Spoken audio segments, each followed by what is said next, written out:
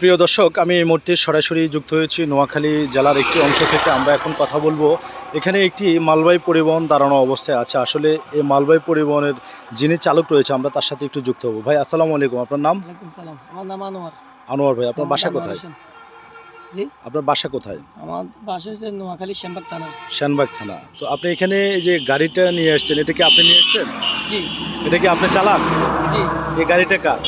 গাড়িটা আমারে, তবে গাড়িটা নিচে আমার মানে নাম দিছে আমার ছেলের নাম আর কি। আপনার ছেলের নাম কি? আলিফ এন্টারপ্রাইজ। আলিফ এন্টারপ্রাইজ। আপনার ছেলে হচ্ছে তার নামে গাড়িটা নিচ্ছেন, আপনি নিজেই ড্রাইভ করেন। জি, তো এখানে কি মাল নেওয়ার জন্য আপনি এখন আসছেন? এখানে তরমুজ নেওয়ার জন্য আসছে। আচ্ছা, কোথায় যাবে এই তরমুজগুলো?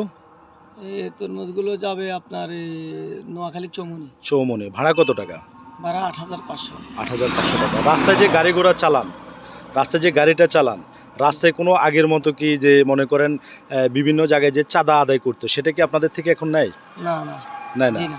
আর যে পুলিশের কোনো হয়রানির শিকার হন কিনা, বা পুলিশে জি না। কোনো হয়রানি করে কিনা? না, পুলিশে হয়রানি করতেছে না, তবে কাগজপাতি ডেট ফেল থাকলে, লাইসেন্স না থাকলে তো আপনার মামলা তো দিবে।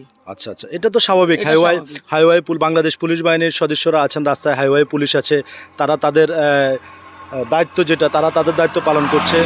গাড়ি সিগন্যাল দিচ্ছে, যদি কাগজ না থাকে অবশ্যই কাগজের বিরুদ্ধে মামলা দেওয়া হবে, লাইসেন্স না থাকলে সেই বিষয়ে মামলা দিবে, সেটা ঠিক আছে। এছাড়া তো আর কোনো হয়রানি না, হচ্ছে না পুলিশ এছাড়া আর থেকে। কোনো হয়রানি নেই।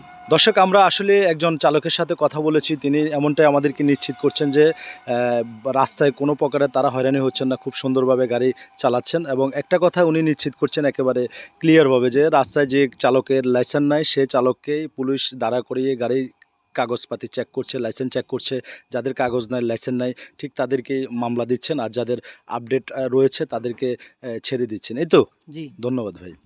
দর্শক, এই সেটটা যদি একটু দেখিয়ে রাখি, যে আসলে নোয়াখালী ধনী জেলায় কিন্তু প্রচণ্ড তরমুজ হয়েছে আলহামদুলিল্লাহ। সেই তরমুজগুলো কিন্তু বাজারজাত করছেন কৃষক।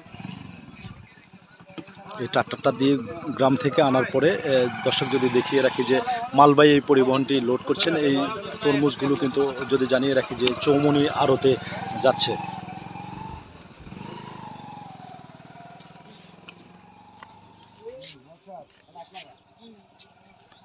প্রিয় দর্শক, এই ছিল আমার কাছে এখানকার সর্বশেষ আপডেট নিউজ।